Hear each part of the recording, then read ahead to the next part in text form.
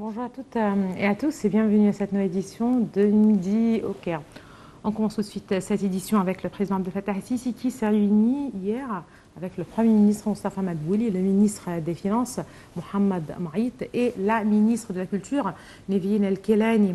La réunion a été centrée sur le suivi de nombre de projets mis en place dans la nouvelle capitale administrative. Le président a enjoint de renforcer la coopération avec les expertises mondiales dans le domaine de la gestion et le fonctionnement de la Cité des Arts et de la Culture. Le président Abdel Fattah el-Sisi s'est entretenu avec le Premier ministre Dr Mostafa Madbouli, les ministres des Finances et de la Culture respectivement, M. Mohamed Maït et Mme Nevin El-Kelani, le chef du commandement stratégique et superviseur de l'industrialisation militaire, le général Ahmed Khaled, le président du Conseil des affaires financières des forces armées, le général Ahmed El-Chazli, et le président du conseil d'administration de la Société de la nouvelle capitale administrative, l'ingénieur Khaled Abbas. La réunion portait sur le suivi des travaux et de l'état d'avancement de plusieurs projets dans la nouvelle capitale administrative, en particulier la Cité des Arts et de la Culture, a-t-on appris du porte-parole de la présidence, le conseiller Ahmed Fahmi. Le président el-Sisi a ordonné le renforcement de la coopération avec des experts internationaux de renom pour la gestion et l'exploitation de la Cité des Arts et de la Culture, afin de tirer pleinement parti de son potentiel de développement et de la valeur qu'elle représente en tant que nouvelle et unique fenêtre sur la créativité artistique et culturelle égyptienne. Dans ce contexte, une présentation générale a été faite sur les composantes de la Cité des Arts et de la Culture, en particulier la bibliothèque de la capitale, qui abrite une collection de livres et de pièces rares, le musée des capitales d'Égypte qui expose des artefacts des anciennes capitales égyptiennes tout au long de l'histoire, le musée des arts, le musée des monnaies, ainsi que le nouvel opéra, avec son architecture, son design et son énorme capacité d'accueil, ainsi que de théâtres pour le drame et la musique, répondant aux normes internationales les plus élevées pour accueillir les spectacles et des performances de renommée mondiale.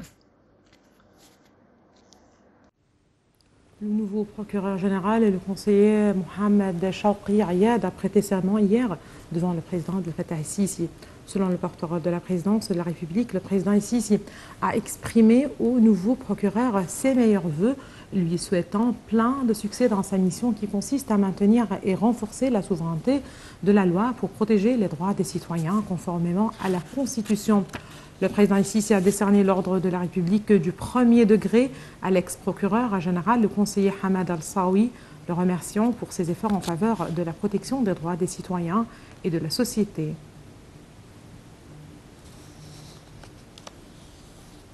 Le Premier ministre Mostafa Madbouli enjoint de poursuivre les réunions préparatives qui se tiennent entre les services concernés pour assurer tous les services nécessaires aux pèlerins égyptiens. M. Madbouli s'exprimait lors de la réunion du comité ministériel supérieur du pèlerinage. Selon le porte-parole du Conseil des ministres, la réunion était centrée sur la préparation du pèlerinage organisé par les ministères de l'Intérieur, de la Solidarité sociale et du Tourisme. La réunion était également axée sur les services logistiques que présente le gouvernement aux pèlerins à travers les divers ministères.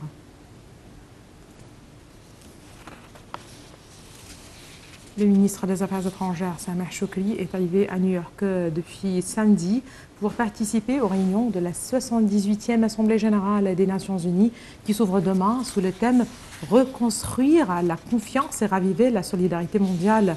Le chef de la diplomatie doit prononcer l'allocution de l'Égypte devant l'Assemblée de l'ONU le 23 septembre et assistera à une série de sommets qui se tiendront en marge du Rassemblement mondial. Ces sommets comprennent notamment le sommet consacré à l'examen des objectifs du développement durable et le sommet sur l'ambition climatique. M. Shoukry doit en outre prendre la parole au Conseil d'affaires internationales, le Conseil américain pour les affaires étrangères et rencontrera des responsables du Forum économique mondial. Selon le porte-parole du ministère des Affaires étrangères, ces réunions visent à attirer les investissements en Égypte et à présenter les dernières mesures adoptées par le gouvernement pour stimuler les investissements étrangers. L'Égypte a envoyé un porte-hélicoptère Mistral en Libye en tant qu'hôpital de campagne pour contribuer au traitement des personnes blessées lors du passage de l'ouragan Daniel. Cela s'inscrit dans le cadre de la mise en œuvre des directives du président de la République et commandant suprême des forces armées, Abdel Fattah el-Sisi, pour fournir un soutien immédiat et des secours humanitaires à l'État libyen en signe de solidarité avec le peuple libyen frère. Les forces armées égyptiennes poursuivent leurs opérations de sauvetage en Libye conformément aux directives du président el-Sisi. Le porte-avions égyptien Mistral est arrivé en Libye pour servir d'hôpital de campagne afin de soutenir les victimes de l'ouragan dans le cadre des efforts de secours aux sinistrés des inondations.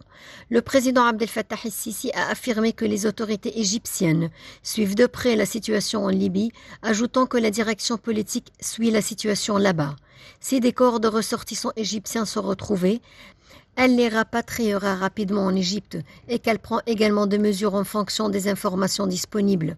La direction politique travaille également à acheminer rapidement les blessés vers les hôpitaux ou le porte-avions Mistral. Le chef de l'État a ajouté lors de l'inspection des équipements de soutien, des secours et de l'aide humanitaire destinés aux frères libyens. Notre intention en envoyant le Mistral est qu'il soit capable de gérer la crise sans être une charge pour le pays hôte. Nous espérons apporter notre soutien aux frères libyens et nous espérons qu'il surmonte cette crise.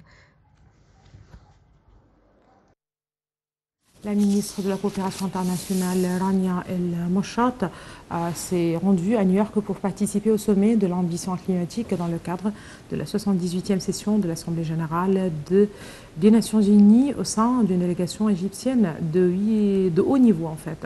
Ce sommet marque une étape importante dans le renforcement de la volonté mondiale d'accélérer le rythme et l'ampleur de la transition équitable vers une économie mondiale plus juste envers les énergies renouvelables et capable de faire face au changement climatique.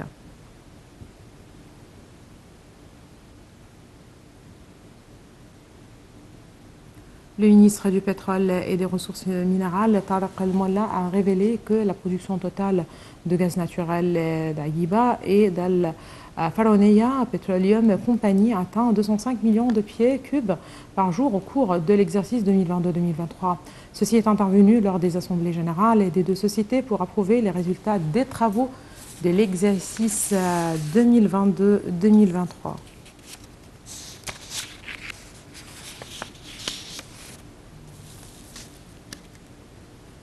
Le ministre des Ressources hydriques et de l'Irrigation, Hani Soueilam, a réaffirmé l'attachement de l'Égypte à raffermir la coopération et la complémentarité avec les pays riverains du Nil, et particulièrement le Sud-Soudan, indiquant que cela se traduit par la mise en œuvre de projets de développement profitant directement à la population du Sud-Soudan.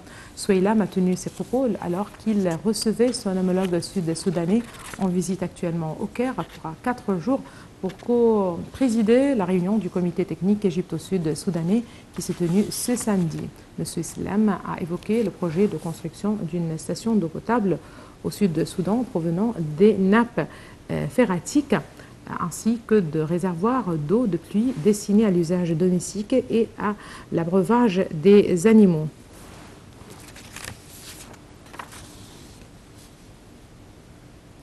Le ministre du Tourisme, Ahmed Daïssa, en visite actuellement en Russie, a tenu plusieurs rencontres en vue d'examiner les moyens et les mécanismes visant à attirer davantage de touristes russes sur le marché égyptien.